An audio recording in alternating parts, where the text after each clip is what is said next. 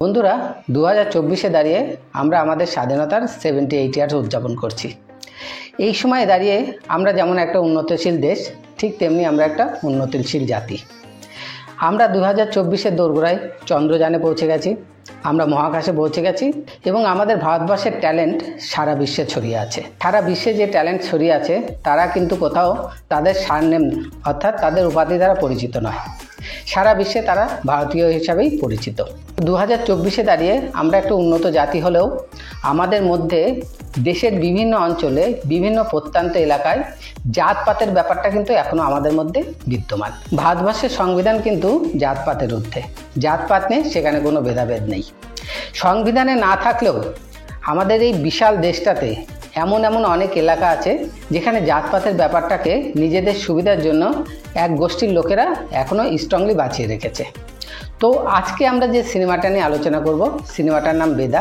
এই বছর 15 আগস্টে সিনেমাটা রিলিজ হয়েছে অন্যান্য দুটো হিন্দি সিনেমার সাথে। তো বেদা সিনেমাটার মুখ্য বিষয় হচ্ছে জাতপাত, উঁচু জাত এবং নিচু জাতির মধ্যে যে একটা স্ট্রং কনফ্লিকশন এবং উঁচু জাতির লোকেরা যে এখনও নিচু জাতির লোককে কি চোখে দেখে সেটার উপর বেস করেই এই সিনেমাটা তৈরি করা হয়েছে। নো ডাউট বিষয়টা যথেষ্ট নোবেল। তো চলো দেরি না করে আজকে আমরা এই সিনেমাটা নিয়ে আলোচনা করি। আলোচনার পরেই আমরা সিনেমার বিষয়বস্তু নিয়ে নিজেদের মতামত ব্যক্ত করব। তো সিনেমা শুরু হয় ভারতবর্ষেরই কোনো প্রত্যন্ত একটা গ্রামে, যে গ্রামটার নাম হচ্ছে খেজরোলা। খেজরোলা গ্রামের একটা পরিবার, যে পরিবারের সদস্য 5 জন, বাবা মা, 2 বোন এবং 1 ভাই। তো বাবা মার সাথে যে 2 বোন রয়েছে, 2 বোনের বড় বোনের নাম গহেনা এবং ছোট বোনের নাম বেদা। বেদা আমাদের এই সিনেমাটার মূল ক্যারেক্টার।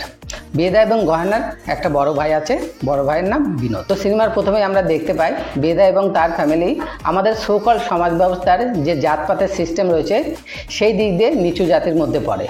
তাদের টাইটেল হচ্ছে বেরোয়া, অর্থাৎ আমাদের সিনেমার মেন ক্যারেক্টারের নাম বেদা বেরোয়া। বেদা এবং তার ফ্যামিলি যে গ্রামে বাস করে সেই গ্রামে জাতপাতের ভেদাভেদটা এতটা স্ট্রং যে বেদা যখন কলেজে যায়, কলেজের অন্যান্য সম্প্রদায়ের লোক যেখান থেকে জল পান করে সেখান থেকে বেদা ইভেন জলও খেতে পারে না। জল খেতে হলেও তাকে অন্যান্য সহপাঠীকে বলতে হয় জল এনে তার বোতলে ঢেলে দেওয়ার জন্য। তো এখান থেকে আমরা বুঝতে পারছি যে ব্যাপারটা কত স্ট্রংলি সোসাইটিতে বিদ্যমান রয়েছে। তো বেদা যে কলেজে পড়ছে সেই কলেজেরই একটা মেয়ে আরতি বেদার বড় ভাইয়ের সাথে সম্পর্কে যুক্ত। আমরা দেখতে পাই আরতি বেদাকে একটা গিফট দেয় এবং সেই গিফটটা নিয়ে গিয়ে বেদা তার বড় ভাইকে দেয়, বড় ভাইয়ের নাম বিনোদ। তো আমরা দেখতে পাই যে আরতি বিনোদকে একটা আইফোন গিফট করে পাঠিয়েছে। পরবর্তী দৃশ্যে আমরা দেখতে পাই বেদা এবং তার ফ্যামিলি একটা বিয়ে বাড়িতে বিয়ে অ্যাটেন্ড করতে গেছে। তো যেখানে বিয়ে অ্যাটেন্ড করতে গেছে সেইখানে সেই গ্রামের প্রধান তার ছোট ভাই দলবল নিয়ে হাজির, কারণ সেই বাড়ির মেয়ে নিচু জাতির এবং তার বিয়ে হচ্ছে একটা উঁচু জাতির ছেলের সাথে। নিচু জাতির মেয়ে হয়ে উঁচু জাতির ছেলেকে বিয়ে করার অপরাধেই গ্রামের প্রধানের ছোট ভাই সেই বাড়ির মেয়েকে তুলে নিয়ে আসে সবার সামনে দিয়ে। আমরা দেখতে পাই বেদার বোন বেদাকে বলছে আর কতদিন আমাদেরকেই অত্যাচার সহ্য করতে হবে, অর্থাৎ এই উঁচু জাত নিচু জাতের ব্যাপারটা। তখন বেদা বলে কোথাও না কোথাও তো কেউ একজন আছে যে আমাদেরকে রক্ষা করার জন্য আসবে। তখন আমরা দেখতে পাই সিনেমার গল্প চলে যায় ঘুরে কাশ্মীরে। কাশ্মীরের মুজাফফরবাদ নামে একটা জায়গাতে আমরা দেখতে পাই একটা বাড়িতে একজন ডাক্তার আসে, সেই বাড়িতে একটা বাচ্চা অসুস্থ সেটাকে দেখার জন্য। তো এখানে আমরা ডাক্তার রূপে দেখতে পাই জন আব্রাহাম, সিনেমার প্রোটাগনিস্টকে। তো জন আব্রাহাম যে বাড়িতে এসেছে পেশেন্ট দেখার জন্য, সেখানে আমরা দেখতে পাই প্রচুর পরিমাণে লোক অস্ত্রশস্ত্র নিয়ে রয়েছে। কিছুক্ষণ পরেই আমরা বুঝতে পারি যে জন আব্রাহাম, যে চরিত্রের নাম অভিমন্যু, সে সেখানে ডাক্তার সেজে এসেছে। সে অ্যাকচুয়ালি ডাক্তার না, সে অ্যাকচুয়ালি একজন আর্মি অফিসার এবং সে ওই বাড়িতে ঢুকেছে কারণ ওই বাড়ির মধ্যে যত টেররিস্ট লুকিয়ে আছে তাদেরকে ধরার জন্য। বেসিক্যালি টেররিস্টদের যে নেতা যার নাম ইলিয়াস, তাকে ধরার জন্য এসে। তো এখানে আমরা দেখতে পাই অভিমন্যু যখন ওই বাড়িতে ঢুকেছে তার আশেপাশে এলাকাতে মিলিটারি অফিসাররা ওই বাড়িটাকে নিশানা করে রেখেছে। অর্থাৎ অভিমন্যু যদি সিগন্যাল দেয় তখনই তারা অ্যাটাক করবে। অভিমন্যু যখন বাচ্চাটাকে দেখতে থাকে কিছুক্ষণের মধ্যেই ওই বাড়ির টেররিস্ট যারা আছে তারা বুঝে যায় অভিমন্যু ডাক্তার নয়। তখন তারা অভিমন্যুকে অ্যাটাক করে এবং ওই বাড়িটার মধ্যে একটা যুদ্ধকালীন পরিস্থিতি তৈরি হয়ে যায়। তো দেখা যায় অভিমন্যু তাদের সাথে একাই লড়ছে এবং বাইরের থেকে অভিমন্যুকে সাপোর্টও দেওয়া হচ্ছে। অভিমন্যুকে তার সিনিয়ররা অ্যাডভাইস দিয়েছিল যে ওই বাড়িতে যে টেররিস্ট লুকিয়ে আছে, টেররিস্টদের যে লিডার ইলিয়াস, তাকে জীবন্ত গ্রেপ্তার করতে হবে। অভিমন্যু তাকে ধরে তো ফেলে কিন্তু তাকে জীবন্ত নিয়ে আসে না, তার গলাটা কেটে নিয়ে চলে আসে। গলা কাটার কি কারণ সেটাও একটু বলে দিই। অভিমন্যুর স্ত্রী রাশি যে চরিত্রে তামান্না ভাটিয়া অভিনয় করছিল সেই চরিত্রকে এই টেররিস্ট ধরে গলা কেটে দিয়েছিল। এবং তারই প্রতিশোধ নেওয়ার জন্য অভিমন্যু তার গলা কেটে দেয়। টেররিস্টের গলা কাটা এবং সিনিয়রের অর্ডার না মানার জন্য অভিমন্যুকে কোর্ট মার্শাল করা হয়। শুধু কোর্ট মার্শাল করা নয়, অভিমন্যুকে আর্মির চাকরি থেকে পুরোপুরি বরখাস্ত করা হয়। সে আর কোনোদিন চাকরি করতে পারবে না আর্মিতে, এবং তাকে একজন সাধারণ নাগরিকের জীবনযাপন করতে হবে, এবং একজন সাধারণ নাগরিক হিসাবে তাকে আইন শৃঙ্খলা ততটাই মানতে হবে যতটা সমাজে একজন সাধারণ মানুষ মেনে চলে। বিনোদকে মারার তার একটাই কারণ ছিল, কারণ তারা ছিল নিচু জাতির লোক এবং বিনোদের গার্লফ্রেন্ড, যার নাম আরতি, সে ছিল উঁচু জাতির মেয়ে। চাকরি থেকে পুরোপুরি বরখাস্ত হওয়ার পর অভিমন্যু ফিরে আসে গ্রামে। তো অভিমন্যু যে গ্রামে ফিরে আসে সেটা অ্যাকচুয়ালি তার নিজের গ্রাম ছিল না, সেটা ছিল অ্যাকচুয়ালি তার শ্বশুরবাড়ির গ্রাম। তো সে এসে তার শ্বশুরবাড়িতে ওঠে, অর্থাৎ তামান্না ভাটিয়ার বাবার কাছে। তামান্না ভাটিয়ার বাবা সেই গ্রামের স্কুলের হেডমাস্টার। সে অভিমন্যুকে জিজ্ঞাসা করে, তুমি এখানে কেন ফিরে এসেছো?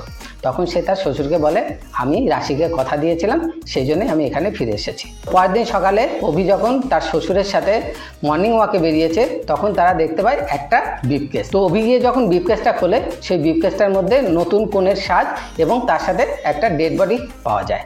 তো তারা পুলিশ কেস করতে পুলিশ থানায় চলে যায়। যে মেয়েটাকে বিয়ে বাড়ি থেকে তুলে নেওয়া হয়েছিল উঁচু জাতের ছেলেকে বিয়ে করার অপরাধে, এই ডেড বডিটা ছিল সেই মেয়েটার বাবা তখন পুলিশ স্টেশনে আছে, কিন্তু পুলিশ অফিসাররা ব্যাপারটাকে পুরো ধামাচাপা দিয়ে দেয়। অভি সেখানে কিছু বলে না, সে তার শ্বশুরের সাথে পুলিশ স্টেশন থেকে চলে যায়।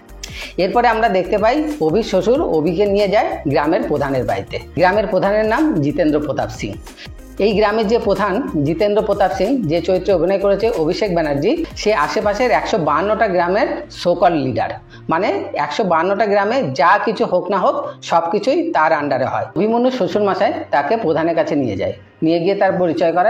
সে বলে যে আমার জামাই একজন আর্মি অফিসার ছিল এবং তার পাশাপাশি সে একজন ন্যাশনাল বক্সিং চ্যাম্পিয়ন। অভির শ্বশুরমশাই প্রধানকে রিকোয়েস্ট করে গ্রামের কলেজের বক্সিং কোচের অ্যাসিস্ট্যান্ট কোচ হিসাবে যেন অভিকে নিয়োগ দেওয়া হয়। প্রধান তাতে রাজি হয়ে যায় এবং অভি সেই কাজটা পেয়ে যায়। এরপরে আমরা দেখতে পাই গ্রামের কলেজের বক্সিং চ্যাম্পিয়নের সিলেকশন হচ্ছে এবং সেই সিলেকশনে সমস্ত ছেলেরা এক এক করে এসে নাম দিচ্ছে। সেই একই কলেজে বেদা পড়াশোনা করতো। বেদারও খুব ইচ্ছা ছিল সে বক্সিং করবে। বক্সিং করে সে যদি নাম করতে পারে তাহলে হয়তো খেলাধুলার কোটায় সে একটা চাকরি পেতে পারে, আর যদি সে একটা চাকরি পায় তাহলে হয়তো তাদের যে নিচু জাতি বলে যে তাদের সবসময় অসম্মান করা হয়, সেক্ষেত্রে সে হয়তো কিছুটা সম্মান পেতে পারে সমাজের চোখে। তো যখন সিলেকশন চলছে, সমস্ত ছেলেরা এসেছে সেখানে বেদা এসেও লাইন দেয়। বেদা এসে সবার প্রথমে লাইন দেয়, পরে একে একে এসে যখন ছেলেরা লাইন দেয়, সবাই উঁচু জাতির, সোকল উঁচু জাতির, বেদা এক এক করে সবার পেছনে চলে যায়। এখানে আমরা দেখতে পাই গ্রামের প্রধানের ছোট ভাই হিসাবে বক্সিংয়ে কারা কারা নাম দেবে তাদের সিলেকশনের ক্ষেত্রে প্রধানের ছোট ভাইয়ের একটা মুখ্য ভূমিকা রয়েছে। সে এক এক করে তো ছেলেদেরকে সিলেক্ট করে, কিন্তু বেদাকে সিলেক্ট করে না। বেদাকে তো সিলেক্ট করেই না, উল্টে তাকে অপমান করে এবং সে তাকে বলে যে তুই বক্সিং করতে পারবি না, বরং বক্সিংয়ের যে এরিয়াটা রয়েছে সেই এরিয়াতে যত কাজকর্ম আছে সব কাজকর্ম বেদাকে করতে হবে। বেদা কাজকর্ম করতে রাজি হয়ে যায় এবং বেদা যখন বক্সিং রুমের বাইরে থাকে তখন বাইরে থেকেই সে কোচের সমস্ত ইনস্ট্রাকশন শোনে এবং সেটাতেই সে শেখার চেষ্টা করে। এই ব্যাপারটা অভি লক্ষ্য করে। রবি বুঝতে পারে যে বেদার মধ্যে যথেষ্ট ইচ্ছা এবং ডেডিকেশন রয়েছে বক্সিং শেখার জন্য। এরপরে আমরা দেখতে পাই বেদার বড় ভাই বিনোদ রাতের বেলায় ছাদে দাঁড়িয়ে তার গার্লফ্রেন্ডের সাথে ফোনে কথা বলছে। তোর গার্লফ্রেন্ডের সাথে যখন সে ফোনে কথা বলে তখন তার বাবা সেখানে চলে আসে এবং সে হাতে নাতে ধরা পড়ে। ওদের বাবা যখন তাকে হাতে নাতে ধরে ফেলে তাকে যথেষ্ট গালিমন্দ করে এবং তাকে মারধরও করে। তার বাবা তাকে এটাও বোঝানোর চেষ্টা করে সে যদি এই সম্পর্ক থেকে দূরে সরে না আসে তাহলে তার পক্ষে জীবিত থাকা সম্ভব হবে না। আর শুধুমাত্র তার জন্য নয়, তাদের পুরো পরিবারের জন্যই ব্যাপারটা খুবই কষ্টকর হয়ে দাঁড়াবে। এরপরে আমরা দেখতে পাই খাওয়ার টেবিলে বেদা তার বাবাকে বলে যে তাকে বক্সিংয়ের জন্য জুতো কিনতে হবে, যার দাম প্রায় 20,000 টাকা। তো তার বাবা রাগ করে না, কিন্তু সে বেদাকে বলে আমি এই মুহূর্তে 12,000 টাকা দিতে পারবো। তো বেদা বলে তাতেই চলবে। বেদা 12,000 টাকা পায় বাবার থেকে, আর বেদার যে বড় বোন গহেনা ছিল সে তার সঞ্চিত অর্থ দিয়ে দেয় বেদাকে জুতো কেনার জন্য। তো বেদা পরের দিন সকালে যখন রাস্তা দিয়ে স্কুটি নিয়ে যাচ্ছিল তখন ছোট প্রধান অর্থাৎ প্রধানের যে ছোট ভাই তারা বেদাকে রাস্তায় অ্যাটাক করে, কারণ তারা এটা কোনো মতেই মেনে নিতে চাইছিল না যে বেদা ছোট জাতির মেয়ে হয়ে বক্সিং রিংয়ে বক্সিং করবে। তারা রাস্তায় বেদাকে ধরে তারা মারে এবং তার কাছে যা টাকা পয়সা ছিল সেগুলো কেড়ে নিয়ে সেগুলোকে ছিঁড়ে ছিঁড়ে টুকরো করে দেয়।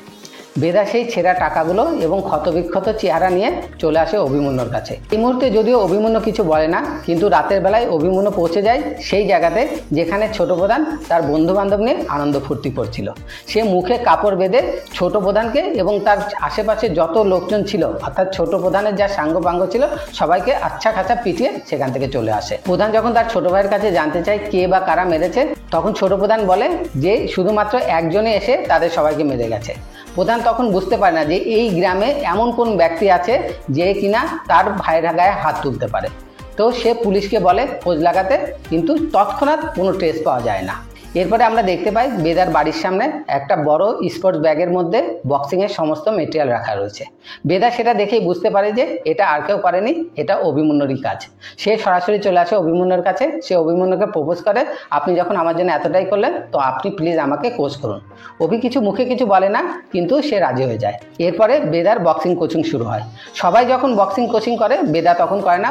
অভি আলাদা করে পার্সোনালি বেদাকে কোচিং করে।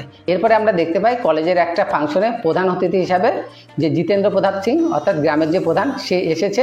এই সুযোগে অভি বেদাকে পাঠিয়ে দেয় প্রধানের কাছ থেকে পারমিশন চাইবার জন্য, যেন সে স্টেট বক্সিং চ্যাম্পিয়নশিপে অংশগ্রহণ করতে পারে। তো বেদা প্রধানের সামনে এসে ভয়ে ভয়ে তার কাছে পারমিশন চায়, কিন্তু যেহেতু সেখানে প্রচুর লোকজন ছিল, প্রধান কিছু বলতে পারে না। সে নিজের রাগ নিজের মনের মধ্যে চেপে রেখে বেদাকে পারমিশন দিয়ে দেয় এবং লোক দেখানোর জন্য সে বেদার যথেষ্ট প্রশংসা করে। প্রধান বেদাকে লোক দেখানো প্রশংসা করে এবং সে বলে যে তোমাদের মতো মেয়েরা যখন এগিয়ে এসে সমস্ত কিছুতে অংশগ্রহণ করবে, তাহলে আমাদের পিছিয়ে পড়া সমাজ এগিয়ে আসবে এবং আমাদের সাথে তালে তাল মিলিয়ে সমাজ গঠনের কাজ করতে পারবে। তো বেদা এতে খুবই খুশি হয়। এরপরে আমরা দেখতে পাই হোলির প্রোগ্রাম চলছে এবং সেখানে সবাই নাচ গান করছে এবং এখানে বেদার বড় ভাই বিনোদ তার গার্লফ্রেন্ডকেও আমরা দেখতে পাই।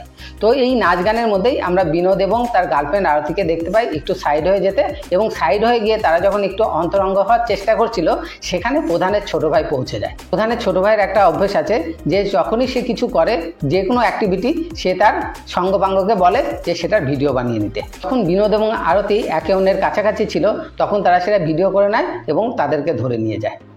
এরপরে আমরা দেখতে পাই বিনোদ এবং তার পুরো ফ্যামিলি সবাইকে প্রধানের সামনে হাজির করা হয়েছে এবং তাদের বাড়ির সবাই প্রধানের বাড়িতে পায়ের জুতো মাথায় নিয়ে দাঁড়িয়ে আছে। এখানে সমগ্র সমাজের সামনে তাদেরকে অপমান করা হচ্ছে। এইখানে আমরা বিনোদের গার্লফ্রেন্ড আরতিকেও দেখতে পাই। তো এখানে বিনোদকে এবং বেরোয়া ফ্যামিলিকে এটাই শাস্তি দেওয়া হয়, বিনোদ আরতির কাছে গিয়ে আরতির পায়ের সামনে এসে নাকে খত দেবে এবং সে এটা স্বীকার করবে যে আরতিকে ভালোবেসে সে সমাজের নিয়মনীতি ভঙ্গ করেছে।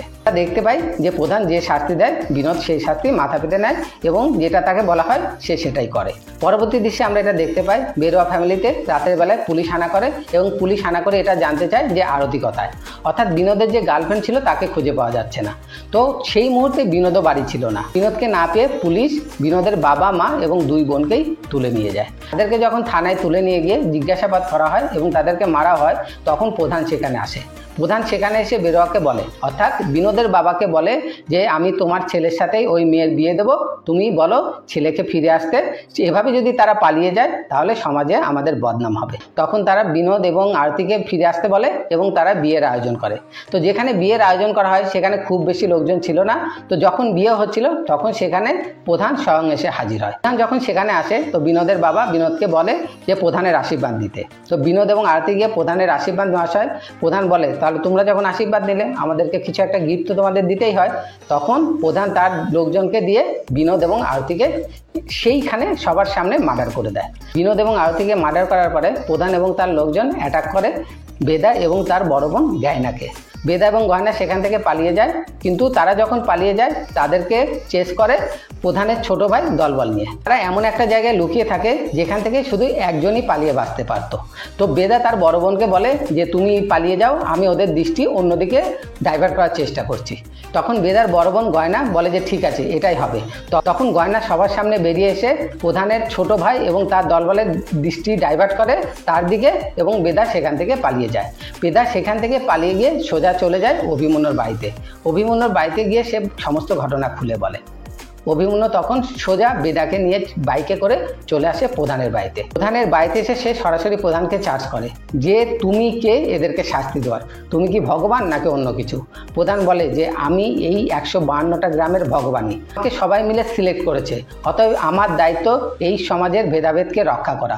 অভিমন্যুর সামনেই তখন প্রধানের লোক বেদাকে অ্যাটাক করতে যায়, কিন্তু অভিমন্যু একজনের হাত ভেঙে দেয়। এরপরে অভিমন্যু এবং প্রধান একে অন্যকে চ্যালেঞ্জ করে। অভিমন্যু বলে যে আমি যে করেই হোক বেদাকে রক্ষা করবে, আর প্রধান বলে অ্যাট এনি কস্ট আমি বেদাকেও মারবো তোমাকেও মারবো। ততদিনে প্রধান এটাও জেনে গেছে যে তার ছোট ভাই এবং তার সাঙ্গপাঙ্গকে অভিমন্যুই মেরেছিল। অভি যখন বেদাকে নিয়ে প্রধানের বাড়ি থেকে বেরিয়ে আসে, প্রধান সাথে সাথেই এলাকার পুলিশ থানা এবং তার সঙ্গপাঙ্গ সবাইকে ইনস্ট্রাকশন দিয়ে দেয় যে যে করেই হোক বেদা এবং অভিমন্যুকে মারতে হবে। পাশাপাশি আমরা এটাও দেখতে পাই যে বেদার বাবা এবং অভিমন্যুর শ্বশুর এসে অভিমন্যুর সাথে দেখা করে এবং তাকে বলে যে তুমি এই গ্রাম ছেড়ে চলে যাও, বেদাকে নিয়ে এই গ্রাম ছেড়ে অন্য কোথাও চলে যাও, যদি না যাও তুমি বেদাকেও বাঁচাতে পারবে না, নিজেও বাঁচতে পারবে না। বেদার বাবা অভিমন্যু এবং বেদাকে পরামর্শ দেয় যে এই গ্রামের বাইরেই বেদার মশাজি আছে, সেখানে চলে যেতে, সেখানে গেলে তারা সেফ থাকবে। অভি এবং বেদা যখন গ্রামের বাইরে যাওয়ার জন্য রওনা দেয়, তখনই রাস্তায় একদিকে পুলিশ এবং অন্যদিকে প্রধানের ছোট ভাই সাঙ্গপাঙ্গ নিয়ে তাদেরকে তাড়া করে। বেশ কিছুক্ষণ চেজিং চলতে থাকে, তাদের 2-4টে গাড়িও উল্টে যায়, পুলিশের লোকও কিছু আহত হয়। তবে এর মধ্যে সবচাইতে বাজে ব্যাপার যেটা হয় সেটা হচ্ছে প্রধানের ছোট ভাই গুরুতরভাবে আহত হয়। প্রধানের ছোট ভাই গুরুতরভাবে আহত হয়ে পৌঁছে যায় হাসপাতালে। তো সেখানে প্রধান আসে, প্রধান এসে সেটা দেখে আরও খেপছুরাশ হয়ে ওঠে।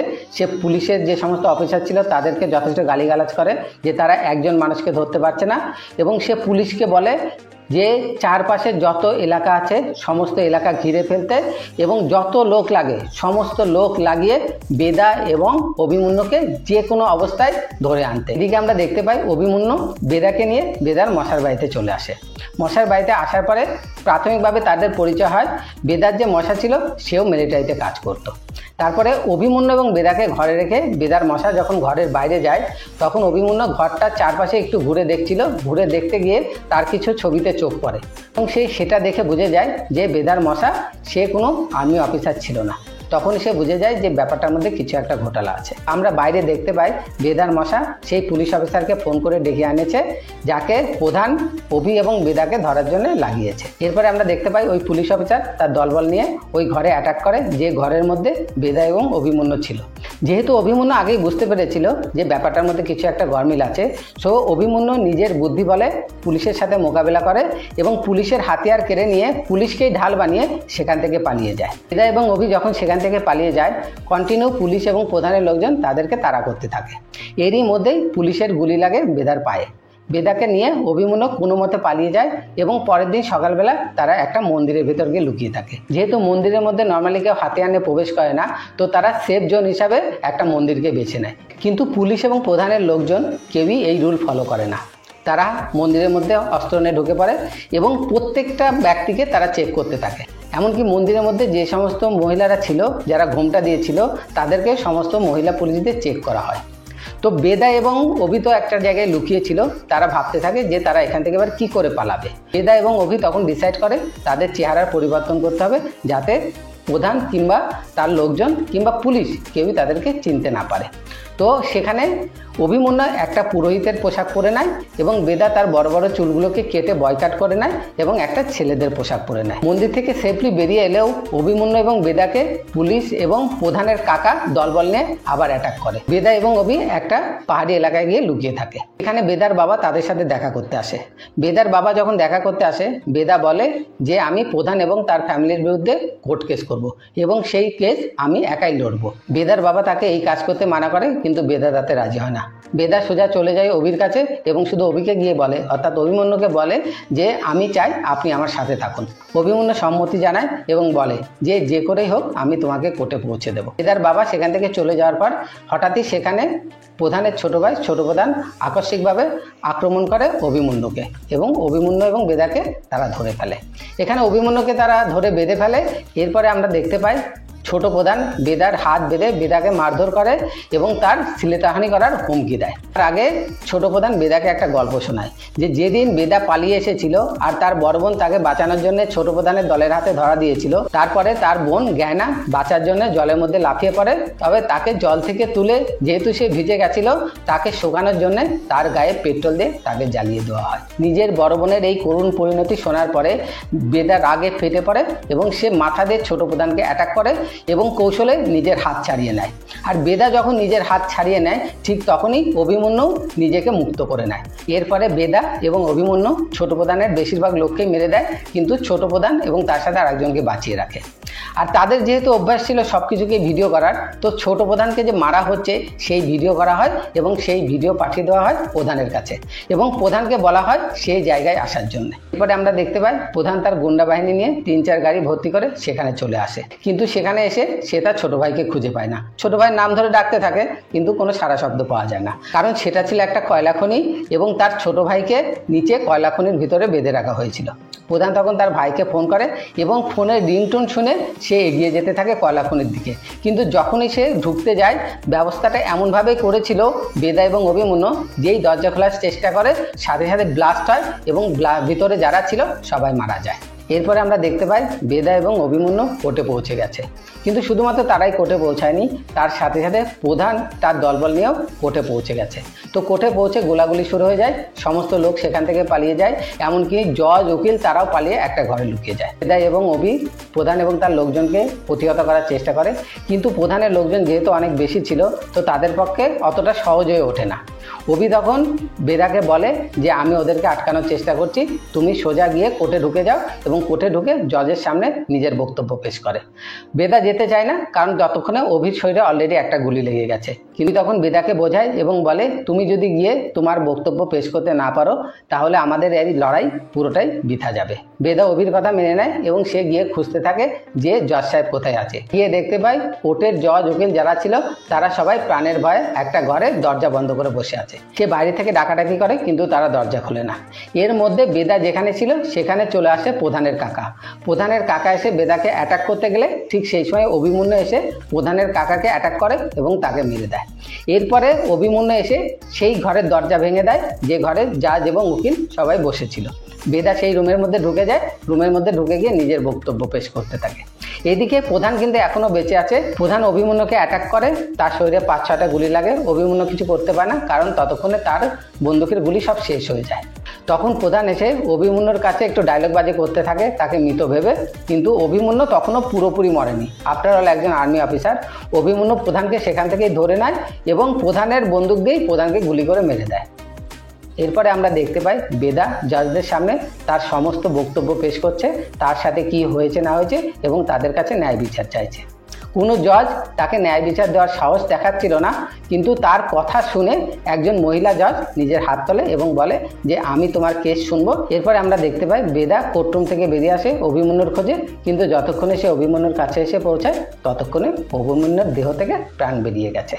তো বন্ধুরা, সিনেমার কাহিনী আমাদের এখানে শেষ। এবার আসি আমরা সিনেমার বিভিন্ন ডিপার্টমেন্টের কথায়। বিশেষ করে দুটো ডিপার্টমেন্টের কথাই আমরা বলি, একটা হচ্ছে ডিরেকশন আর একটা হচ্ছে অভিনয়। আমরা প্রথমে বলি সিনেমার ডিরেক্টরের কথা। সিনেমার ডিরেক্টরের নাম নিখিল আদবানি। নিখিল আদবানির কেরিয়ারে কিন্তু 2-1টা ভালো সিনেমা আছে, তার মধ্যে উল্লেখযোগ্য হচ্ছে কাল হো না হো, যেটা কিনা শাহরুখ খানকে নিয়ে তৈরি করা হয়েছিল এবং একটা সুপারহিট সিনেমা ছিল।